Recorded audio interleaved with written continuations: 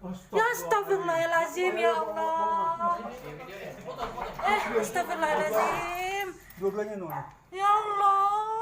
Ayo sini nak ikut kamu yuk. Kita saya ambil pengeluaran merah ya.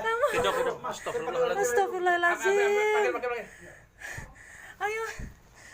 Ayo sayang, gendong sayang. Dua balita berinisial M 3 tahun dan adiknya E 2 tahun disiksa dan disekap oleh pacar ibundanya di dalam kos-kosan di Menjaringan, Jakarta Utara. Ibunda korban pun mengungkapkan kronologi penyiksaan berujung penyekapan yang terjadi di dalam kamar kos Laksa yang berlokasi di RT 12 RW 15 Kelurahan Pejagalan. Adalah Grace Oktaviani Hartono, perempuan berusia 31 tahun, merupakan ibunda dari korban M dan E yang masih cukup trauma dengan kekejian pacarnya Eka Chandrawijaya. Grace menceritakan, penganiayaan yang dilakukan Chandra terakhir kalinya terjadi pada Jumat, 4 April 2025 lalu.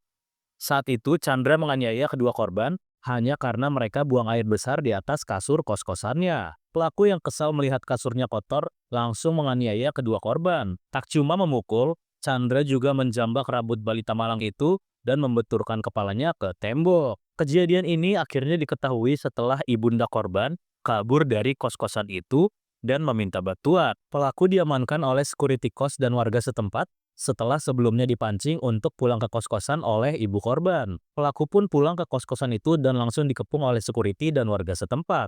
Warga yang geram atas perbuatan pelaku akhirnya meluapkan emosi dengan memukuli yang bersangkutan sebelum membawanya ke kantor polisi. Pelaku Chandra kini sudah diproses dan ditetapkan tersangka setelah menjalani pemeriksaan di Unit Pelayanan Perempuan dan Anak Satreskrim Polres Metro Jakarta Utara.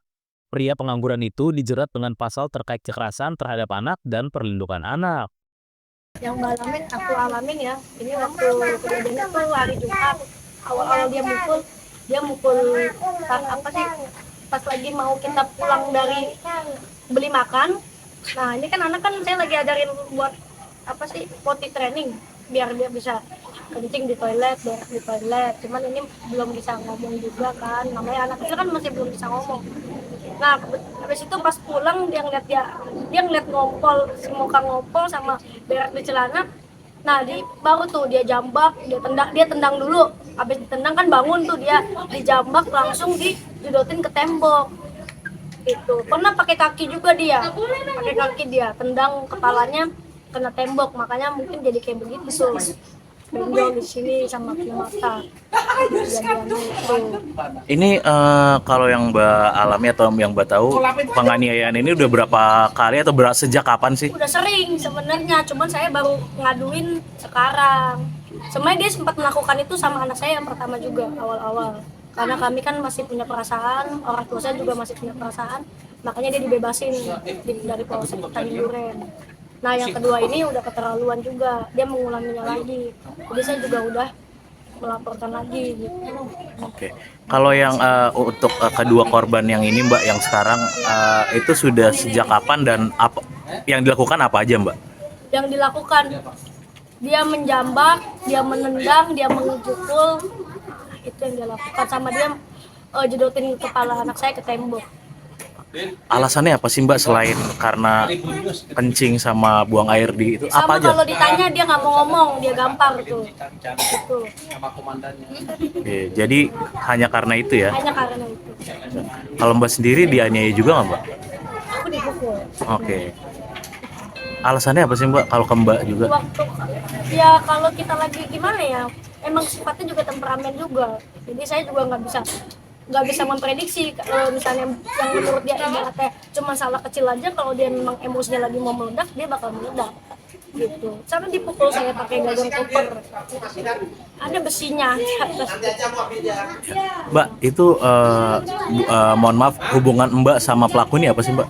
Pacar, Pacar ya? masih pacaran, Pacaran. Sudah berapa lama Mbak? hampir 2 tahun. Berdua tahun. Berarti sebelumnya ini memang sudah mengenal baik atau gimana sih? Sebelumnya udah mengenal baik dari 2017, sudah kita berteman. Akhirnya semenjak itu dia sempat menikah dengan mantan istrinya dan ketemu lagi di 2023. Baru kami berpacaran dan memutuskan untuk kami tinggal bareng. Tuh, kami berdua. Berarti anak-anak ini bukan anak yang bersangkutan ya? Bukan anaknya pelaku, anaknya dari yang lain. Oke. Siap. Mbak, kalau boleh tahu Mbak, pelaku ini pekerjaannya apa dan sifat perilakunya seperti apa sih? Perilakunya memang temperamental, sifatnya temperamental. Pekerjaannya Mbak? Dia nggak bekerja, pengangguran. Pengangguran ya. Siap. Itu kemarin boleh ceritakan Mbak, pada akhirnya bisa dilaporkan dan pelaku ditangkap, gimana ceritanya Mbak dari awal? Pertama itu saya kan lagi jalan berdua sama dia, karena saya juga ada dapat kerjaan. Di situ pertama saya cecetan dulu sama dia kalau saya tuh udah nggak mau lagi sama dia, tapi dia masih tetap kekeh buat bersama. Nah akhirnya dia tuh coba untuk jemput saya di tempat kerjaan saya itu.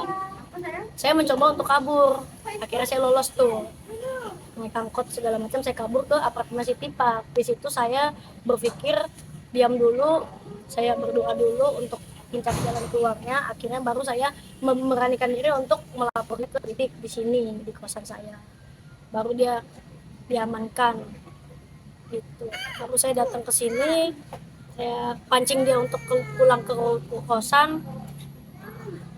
Bagaimana cara memancingnya Mbak? Memancingnya saya bilang sama dia sih, aku udah di rumah, udah di kosan, tolong kesini. Memang Dan dia pulang katanya pulang dia bawa cutter, nggak tahu buat apa itu cutter, sama obeng. Kalau obeng dia bawa buat apa sih, benerin motor. Kalau cutter itu gunanya apa? Saya juga nggak ngerti. Dia ngeluarin cutter di saat lagi diinterogasi sama security. Oke. Mbak, itu kondisi anak-anak Mbak ini pas ditemukan seperti apa sih pertama kali sampai akhirnya dilapor? Soalnya saya kadang juga nggak di situ. Pokoknya saya yang dia tahu, dia di kamar dikunciin dari luar, dalam keadaan dia tidur. Yang satu tidur, yang satu melek si Moka. Dalam keadaan udah bangun, kaget dia juga. Siap. Oh ya Mbak, tadi belum disebut. Berarti penganiayaan ini sering kali Mbak lihat di depan mata Mbak atau gimana Mbak? Sering saya lihat, cuman saya pun juga nggak berani melawan karena tenaga pelaku tuh besar. Jadi kalau saya melawan pasti otomatis saya akan dipukul juga. Gitu. Apakah Mbak pada saat sudah dianiaya dan anak-anaknya juga dipukuli sempat ngomong atau ngadu ke tetangga sekitar Mbak? Nggak ngadu karena posisi saya juga kan baru pindah di sini, belum terlalu kenal. Gitu. Berarti baru di kosan ini berapa lama Mbak? Sebulan. Download Tribun X sekarang. Menghadirkan lokal menjadi Indonesia.